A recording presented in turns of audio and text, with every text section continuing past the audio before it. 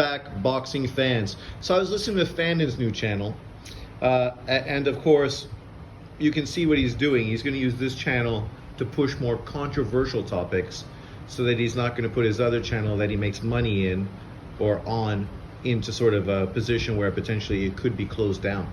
So here he's trying to compare Al Haymon to Turki Al-Sheikh, right?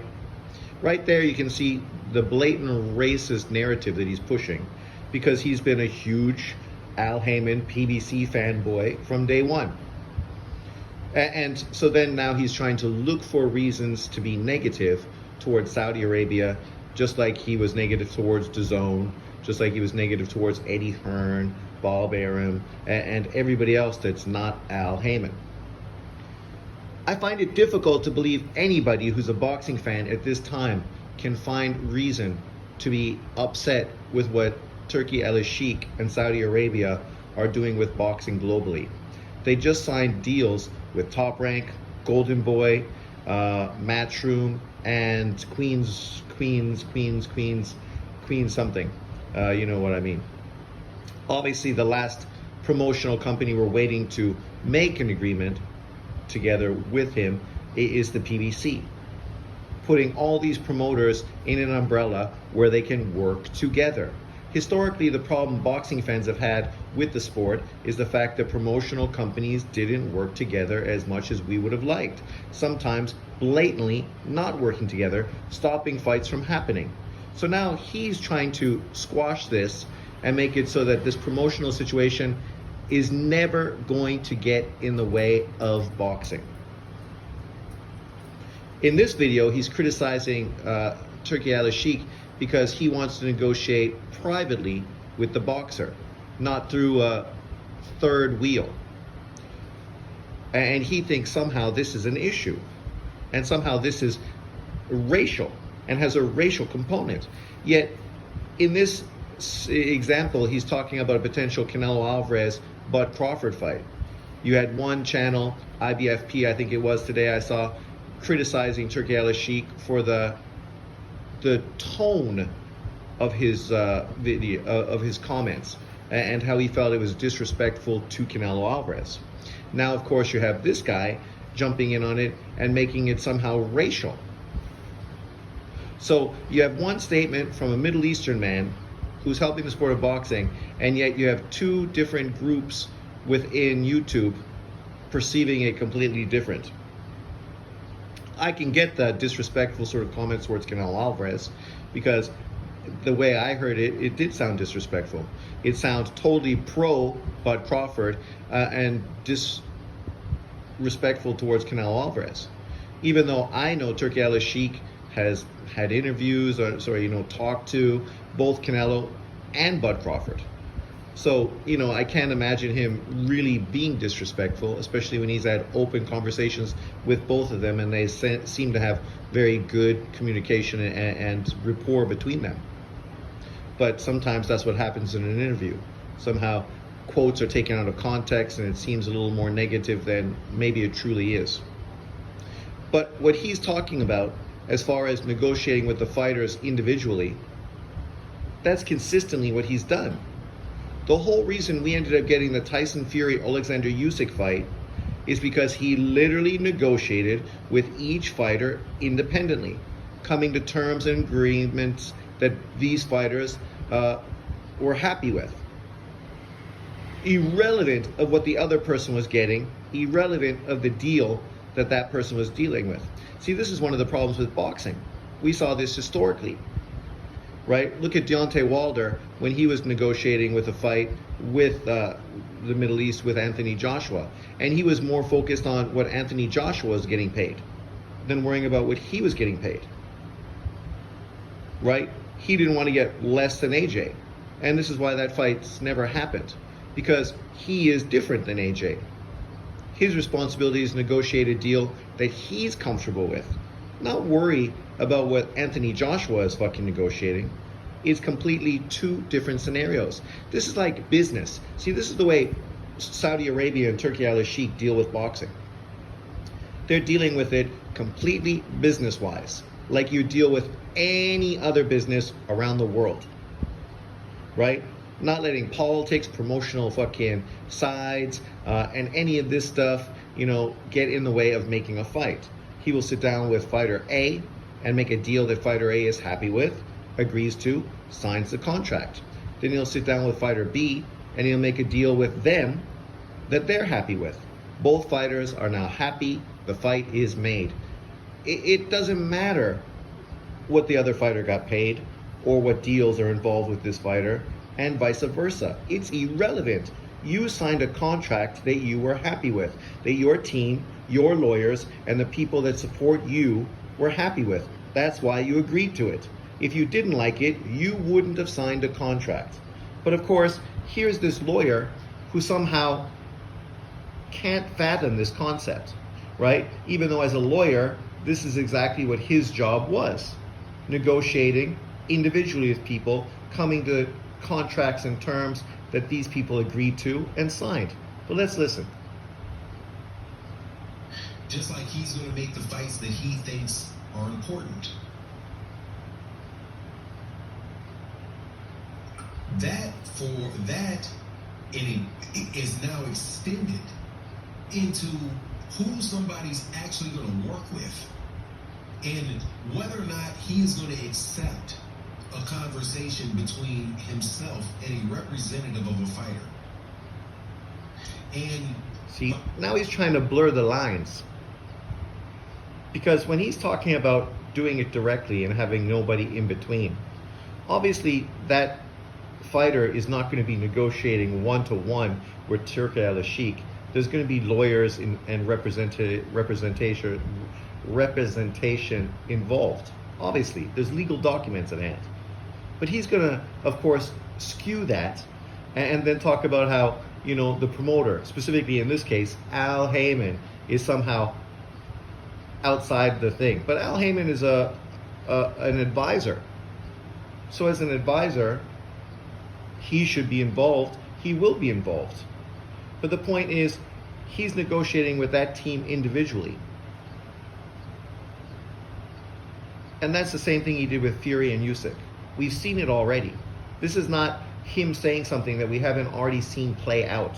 We've seen it play out multiple occasions. By completely bypassing their management, completely bypassing the people around them in order to make a fight. Now, what he means is that he wants to talk to him and get to know him personally, and then after that point in time, the representatives can speak with one another. But I think really and truly that it's a shot at Al Haymon. Because Al Haymon... Look at that. It's a shot at Al Haymon. How's it a shot at Al Haymon? But of course, this is what guys like him are all focused on. Like, Al Haymon must be paying Fannin well and helping his channel grow to the point that, he can make a living off of YouTube. Because he's got his tongue so far up Al Haymon's ass, it's fucking ridiculous. When Al Haymon talks, fucking Fannin's lips move. Right? The reality of the situation is, Al Haymon is on the down low. Some people say Al Haymon isn't even involved with the PBC's day-to-day runnings right now. And it's that other guy, right, who's currently been in the situation negotiating things. People haven't been able to get in touch with Al Haymon. I don't know if that's true. I don't care. It's irrelevant. It doesn't matter. The point is, right now, boxing is in a position where it benefits and supports boxing fans. Boxers, it's their responsibility to take care of themselves. The irony is, this guy just did a video yesterday shitting on Bud Crawford and Andre Ward for being removed from boxing fans and not identifying with boxing fans. Even though I listened to that interview with Ward and Crawford, and I thought it was very good. I didn't see any negative at all. But of course, he was moaning and groaning. And really, why? Because he felt that Al Haymon was fucking slighted in that video. He even felt that Errol Spence was slighted, even though Bud Crawford said tons of great things. And the reason that fight was made is because Errol Spence and Bud Crawford literally got together and talked about it one-to-one and hammered out things so that when they went back to their team, they could get the fucking contracts done. This is exactly the same thing that Floyd Mayweather and Manny Pacquiao did to make their fight happen. So what's the difference? See, guys like this choose to pick and choose. right? They will praise Floyd Mayweather for making the fight and doing what he had to get a fight made between him and Pacquiao. But then he will dismiss and downplay Bud Crawford for doing what he had to do to get a fight with Spence. And he literally praised Spence, saying that if Spence wouldn't have actually pushed for the fight wouldn't have happened, because his team was never going to really come to terms with what Bud Crawford wanted, right? And you have Knockout Boxing, who shit on Bud Crawford for walking away from negotiation. Yet, if his fighter did it, he would praise him for being smart and business savvy. I mean, you want to say boxers need to support themselves and protect themselves, but then you pick and choose when they can do it, right? And in this case, literally, what Turki Al-Sheikh is paying a Bud Crawford and a Canelo Alvarez is fucking huge money, especially for a fight of this magnitude. And the fact that he doesn't want to go through this kind of bullshit that we've consistently had in the sport of boxing, which has worked with him, because so far he's been able to work with every promoter, even Al Heyman, who literally has fighters involved of this California card, right? Multiple fighters on this card. So he's been able to work with every promoter. But somehow now this is a shot at Al Heyman, right? And just like he got upset yesterday with Bud Crawford and Ward's interview, it's because he felt like it was a shot towards fucking Al Heyman. Is Fan in Al Heyman? Heyman is the person that would speak to Turki Al-Sheikh. So this very well could be the first evidence of Turki Al-Sheikh really attempting to freeze Al Heyman out. And also, Turki Al-Sheikh... This is his attempt to freeze Al Heyman out, even though he's trying to pull Al Heyman in to the Brotherhood, right? It's kind of like what Bud Crawford said, and he got so upset yesterday. And Bud Crawford told you exactly what boxing fans need to fucking understand. Al Heyman is not some victim on the outside. Al Heyman is a part of this group. Him, Bob Arum, fucking Oscar De La Hoya, and the rest of these dudes talk, communicate, and actually work together to benefit each other and not the fighters specifically. And Bud Crawford called all of them out on that. Not specifically Al Heyman, literally all of them, and said it was an old fucking boys club that were used to make sure that boxers didn't really get as much as they should, but promoters benefited more. Which, that's not a fucking surprise. That's always been the way boxing is run. So who would think it's different now? I'll give you an example of just normal day-to-day situations. I lived in Yuanlin. Yuanlin, of course, they had like 5, 6 established schools, like Bushiban schools, which were sort of after-school cram schools for students, right? And it's a small town, so there's only so many foreigners involved. So only so many foreigners. If you're a school that has a foreigner, now you charge more money to the students because they're getting a foreigner to teach English. So you can make more money in the process of having a white face or just a black face or a foreigner overall, somebody that's obviously not Taiwanese. You probably could get Taiwanese teachers that would do just as good of a job, maybe even better, but you couldn't charge the parents as much money. So what we were doing, of course, was getting together as a collective and pushing up the prices, refusing to work unless the wages were what we felt was fair. And of course, the schools were doing the exact same thing. They were getting together and agreeing that they were not going to pay anybody above this certain number, which was like about 650 NT an hour. And 20 years later, they still pay 650 an hour. Because that's what happens when you let them control the market, right? And in a sense, this is also what Turki Al-Sheikh is going to do. You know, when we talk about potential, domination of the sport, he's going to get these promoters under, this umbrella, and they're going to pay boxers very well now, but who knows what's going to happen down the road. That's some people's fear of this kind of monopoly, right? That eventually boxers are the ones that are going to suffer in the process because they will have nowhere else to go. They'll have to work within this confines, and because of that, obviously they will limit themselves potentially with how much money they can make. And that's a real possibility. And if people want to talk about that and what a monopoly does, that's true, right? We were critical of the PBC because they were trying to and talking blatantly about creating a monopoly. And in this case with Saudi Arabia, that's also something people need to be aware of and consider. But that's not what he's talking about, because of course he's trying to fucking highlight Al Heyman and vilify Turki Al-Sheikh. Sheik was very upset because it seems as if he was upset because Canelo Alvarez is going to be going up against a card, a UFC card that Turki Al-Sheikh is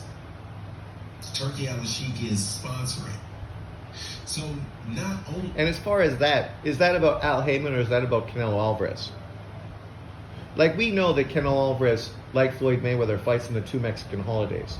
Turki Al-Sheikh putting a UFC fight card on that weekend, that's probably him being arrogant and not really understanding the American market. Something people criticize, obviously, Eddie Hearn and Matchroom for. And in this case, it may very well be exactly the same. But isn't it great that he's also putting money into the UFC? Like, Saudi Arabia is spreading the wealth, and you and me as fans are reaping the benefits of it. But still, people are looking for ways to look for the negative. And in this case, with Fannin, try to make it racial. Right? He never brought up Al Heyman. He literally brought up Canelo Alvarez and said that we're going to crush him. But the reality is, they're not going to crush him. Canelo Alvarez and the PBC are going to do over 500,000 pay-per-view on that Berlanga Canelo Alvarez fight. They'll get tons of people in Vegas. Vegas will make tons of money because of all the fans that run to the city. The Mexican fans that support Canelo and the Puerto Rican fans that support Berlanga, the majority of them are not UFC fans. So it's not going to impact one over the other at all. But somehow this is about Al Heyman. Is Turki Al-Sheikh in boxing? He's also in UFC. Right? This is the problem with people like this. The reality of the situation is always looking for a way to push a racial narrative, especially this guy and many others. Ego, Dante's, the whole LDBC. Because the premise of their channels is all about pushing racial fucking narratives. To talk about how blacks are being mistreated and how everybody is anti the black boxer, the black boxing fan, the black trainer, the black promoter, the black dollar. Yet that's not true. It's not even close to reality. The truer situation is that boxing is all about the green. And whatever benefits the people in charge is what the people in charge are going to do. And we've consistently seen that happen. And as far as Clarissa Shields crushing this girl, who fucking cares? She fought a bum in a division that has 21 women. There's 21 heavyweight women in the heavyweight division. Clarissa Shields moved up in a division where not anybody outside of this girl has a winning record. Literally every heavyweight in that division has a losing record. 21 of them, and 20 of them have a losing record except for this woman. And we're going to act like Clarissa Shields did something significant? She fought a fucking low-tier opponent that is nothing. Nobody's even heard of this woman before she was made an opponent for Clarissa Shields. But if you don't love it, support it, and act like Clarissa Shields is doing more than Katie Taylor and fucking Amanda Serrano, then you're being a racist and you're a hater. Even though Katie Taylor and Amanda Serrano, 2 of the top 3 pound-for-pound fighters in the world, facing up against each other, is historic. Clarissa Shields fighting some unknown heavyweight in a very thinned heavyweight division to become whatever, a 3-4 weight world champion, is nothing. Literally, this is what John Boxing calls chasing belts. Because that's what this is. Clarissa Shields is literally chasing titles. She's not fighting great opposition. She's not fighting opposition that boxing fans give a fuck about. She's literally fighting someone that no one knows, no one cares about, to win a fucking title that means nothing, just so she can say, oh, I've won in this many weight divisions. I'm the GOAT. Because she's more focused on her ego than she's about actually doing something significant in the sport of boxing. But leave your comments below. Thanks for watching. Peace out. I see Haaland scored a goal for Man City. Oh, it's going to be a good year. See you next time. Peace out, everyone.